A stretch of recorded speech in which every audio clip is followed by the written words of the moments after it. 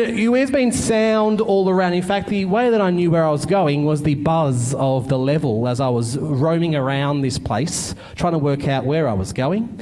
But what would happen if there was silence? Now, in radio, silence is evil.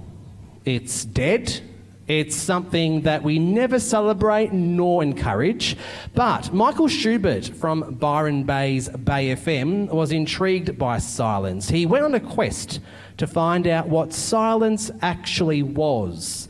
Now, is it the absence of sound, or is there more to it than that? Now, are you someone who likes silence? Are you someone who likes to retreat into a little corner and stay there for a while? If you are, you can tell us on social media, facebook.com/community broadcasting, or at CBAA hashtag is CBAA Conf on Twitter. The question is though, what did Michael actually find in his search for silence? Well, let's find out. Even when you cover your ears in the quietest room, there is sound. Not that, in fact, because that was, it was. I'm sorry, Michael. I forgot that your voice actually doesn't start it. So we'll try it again. This is actually what he found out. Love technology.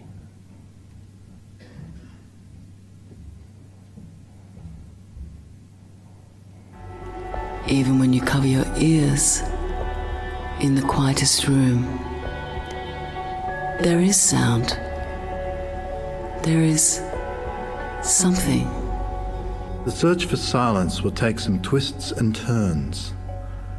Definitions change depending who you're talking to. We'll discover that there is no sound in your head. It's all in your mind, a matter of perception and experience. All in a quest for something that perhaps only exists as a concept.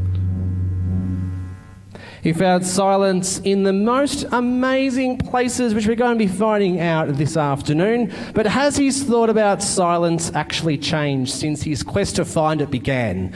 The maker of In Search of Silence, one of this year's entries in the National Features and Documentary Series. Welcome to the radio listening party, Michael Schubert.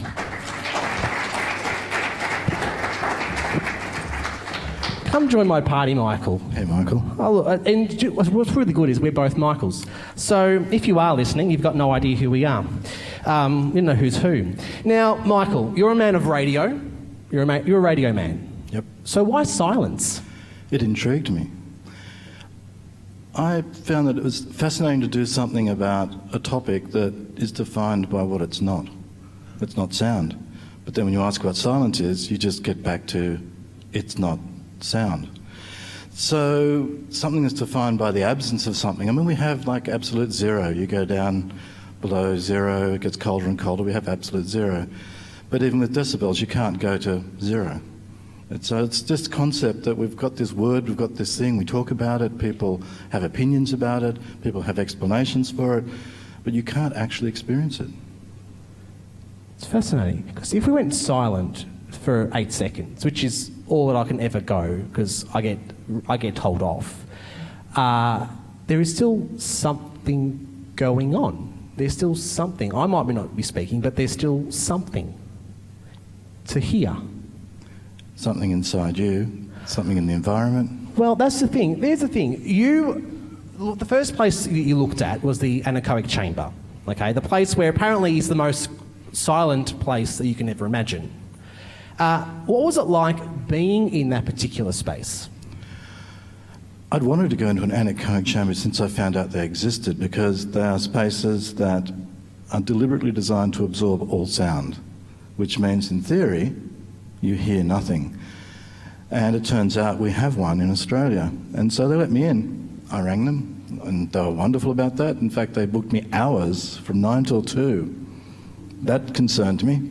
That's a long time in silence. It was. I thought, okay. And the other thing is I'd read reports. There's actually research reports where people who have tendencies to hallucinate and people who don't. 10 of each, were put into such a chamber, and people who don't have tendencies to hallucinate hallucinated. So clowns up on the wall, basically. Yeah, sort of strange things, images. And there was talk at other anechoic chambers around the world, which are used for research, from antenna research to hearing research. There was one guy who survived 45 minutes.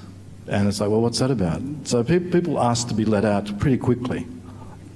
Now, so have you ever thought, perhaps, that instead of opening jails, right, we could open anechoic chambers, and we can send criminals to them. They'll be in and out in half an hour, done and dusted. It's quicker, it's cheaper. Do you think there'd be a successful way of rehabilitating criminals by sending them to a silent It is something chamber? to them, whether they be rehabilitated or sort of multiple offenders at new things. I don't know. Oh, yes. Don't never go back. They may never go back. Oh. What were you expecting, actually, before you went there? I had no expectation. I certainly didn't expect the size of it. It was vast. It was about a third the size of this room, for those who aren't here. It's about 15, 20 metres cubed. So it's huge. But of course, the other thing is, and I didn't think about this, you don't walk on a floor because floors may reflect. So you walk on essentially a trampoline. So it's just a wire trampoline that you walk out onto. And the one I was in was huge. There are much smaller ones. And the walls are filled with big wedges about 1 metre long of absorbent material. The room itself is separate from the building. The room itself is sprung.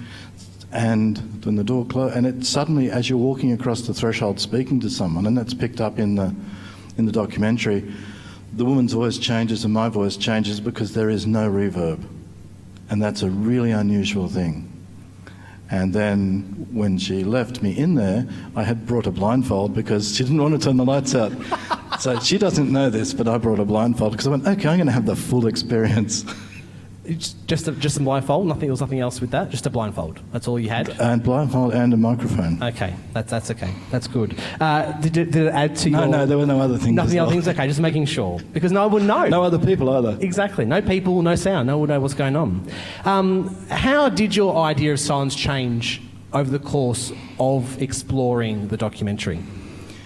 Well, as I started to research silence, I looked at what people had said, how people defined it, and what was interesting is the people I asked really wanted to talk about it, and I'd asked a range of people from composers to sound engineers to conductors, and they just paused and went, that's a really good question, silence. And then they would come up with their own experiences or definitions from a sound recordist who defined silence in terms of what he can get away with on a film set. That level is silence. But I know he's a composer, and he said, but the better I've got at composing, the more silence there is in my music. And then I talked to one of a conductor-composer, a guy that many people will know called Richard Gill. And Richard I'd met 30 years before, and I rang him and said, can we talk about silence? It's amazing. I can't do a Richard Gill impersonation, but it's like Michael here on steroids. Yeah, it's amazing. Like, I've just been thinking about silence and how people play silence, and musicians, they have to... And he'd been going through this whole thing about silence to a musician and how they utilise it or don't. And the other aspect that was fascinating was people who were seeking silence. There's an acoustics guy in the States called Gordon Hempton, and his concept of silence was quite profound, and other ecologists. When natural landscapes become silent, that's a problem, because natural landscapes should have sound. And so there were people with varying opinions about silence as to whether it existed, and in the Anechoic Chamber, I found out that it didn't. I actually listened. Obviously I did, I listened. But you realise just how deep a very, normally a throwaway idea is, silence. Oh, you have to work in silence, or you need to do this in silence, or this is silent. And then you listen and you realise, well, actually, no, all those different ideas of silence actually are different for different people at different times in different places. It was fascinating to hear the ways that different people see silence or hear silence in their different jobs and in different locations. For example, looking at a filmmaker, or sound recorders for film, silence is very different to a composer who uses as a break, not a break, a way of moving, a rest. Rest, yes. But the musician doesn't rest. No, that's right, exactly. Whereas in film, silence is, depending on what it is sort of rest. Yeah, full. And it's used for a powerful impact. It was fascinating. Yeah. Fascinating. The thing that I found most intriguing about the Anechoic Chamber, not going back to it, but people always want to know, is that it was actually fine. It wasn't a freak out. It was just, in fact, the recording I did, which edited down, I was in there 24 minutes before she came back, and I hadn't really noticed. And I had the recorder on the whole time, and that was kind of interesting to listen back to. But the first thing I noticed was this high-pitched sound. Because in the absence of sound, you don't think you've got tinnitus, your brain will create a signal. It's as simple as that. Your brain will create a signal because the brain cannot starve itself of input. And then I started to hear body sounds, and I'd read about these. At least you were somewhat prepared. Body sounds that are like your nervous system, not the gurgling of the stomach, which is obvious. So it was kind of weird because you can't, there are people who would claim we shouldn't aim for silence. That would be a bad thing. That was my last thing. That was my thought at the very end of it. There'll be no silence. Speaking of silence and making sound, what lessons have you learned about yourself as a producer through the process of this? Always be very careful about taking on long-form documentaries. Great, good point. That's an excellent point. I'd made quite a lot of 15-minute documentary pieces, and I'd grown an experience with those, and I thought 27 minutes, 50, this is great, just double it. But then the topic I chose isn't the most kind of exciting, stimulating silence, and what I valued most was the mentorship. And it's just something that I've always been a fan of, I've always been a supporter of. Where I can, I've peer supported people. But the quality of mentorship is crucial, because the first draft, the second, I think there was 3 drafts I did, and a lot of tweaking. They're very different products. And all that mentoring came via the Community Media Training Organisation? It did. I'll show you the mentoring. I have a visual aid. Something visual. Can you hold this one for a second? Yeah, I can, yeah. Of course. So basically you have a forest full of paper, basically. Is that right? Yep, a good forest full of paper. That's like 6 pages of mentoring. Some of the people in this audience made notes that are here, and the key mentor made lots of notes and lots of comments. And the truth is, I took every one of them because a lot of them I'd actually thought, I could do this or that, and I did that. And my mentor wrote and said, go with what your first feeling is sometimes. There are other really sort of fine, critical things that someone took the time to listen to it. A couple of people in CRN listened to things, and at 14 minutes and 3 seconds, have you actually doubled up the voice here? Like literally people listening with a bigger perspective to the storyline, and people listening finally. So the product I have would not have existed without support and mentoring. So whenever you can get it, I recommend mentoring. Finally, do you think you succeeded in your quest to find silence? Oh, you want me to answer? I'll be silent. Yes. We might tune out if right. Yeah. I was just waiting for like 10 seconds, but the CRN boys figure there's a way around creating 30 seconds of silence. But if you know, I wasn't prepared to try it yet. Is that also work for an hour of radio? We can't talk about it. Okay, good. Yeah, I'd have to silence you. I found out there's more to do. There's a couple of more documentaries because there's other aspects of silence. There's other sort of people with opinions about silence. There's a whole sociology of silence. There's a politics of silence.